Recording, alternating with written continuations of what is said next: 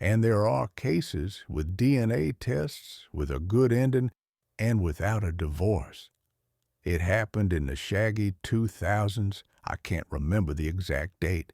There was a husband and wife, and they had a son. My son was about 15 years old at the time of the events. A husband and wife live, and they decide to get divorced. They didn't cheat on each other, and they didn't need money. It's just that over so many years, something has accumulated in my soul, or the characters have not come together. They get divorced, basically. And then, in our province, they already knew about the DNA test. This thing was expensive, but people have already heard about it and used it. And in order to annoy his wife once again, there seemed to be no doubt about paternity.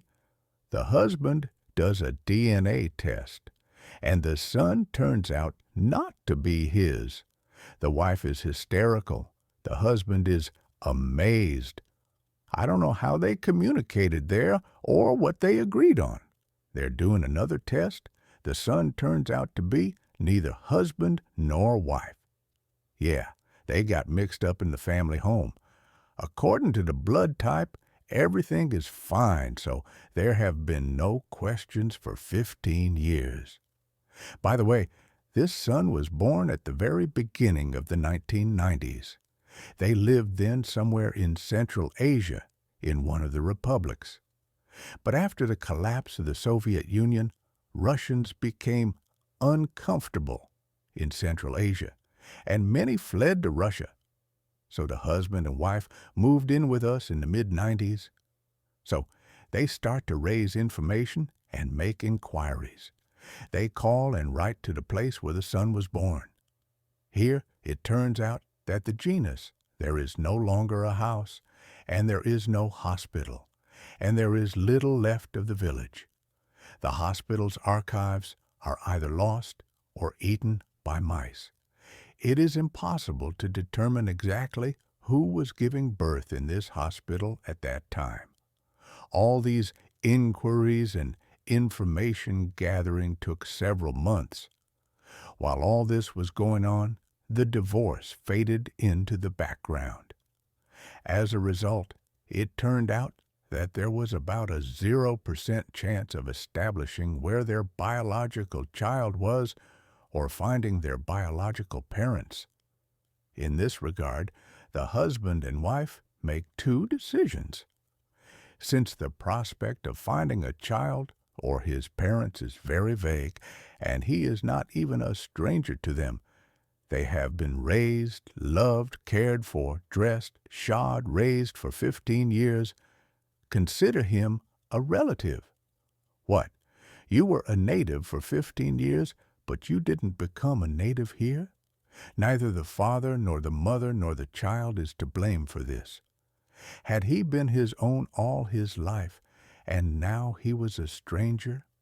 And even if they find biological parents or a biological child, then what? At that age, give it to someone else's uncle and aunt. He doesn't know them, and he doesn't want to know them. In general, give up all these searches and move on as we have lived. My own son, that's all. All these events were a great shock and surprise to the family. All the family members were stunned by the news. But these events, in a way, brought the family together. Yes, they are all not blood relatives to each other, but they've been living together as a family for 15 years. In fact, they are a family, so it will continue to be. So the topic of divorce gradually came to naught. They took away the application for divorce and continued to live as before. Thus, one negative DNA test helped save the family. What's the last thing I've heard about this family? My son graduated from college, served, and is working.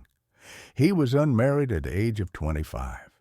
The parents never divorced, lived together, left their son an apartment, and moved out of town themselves.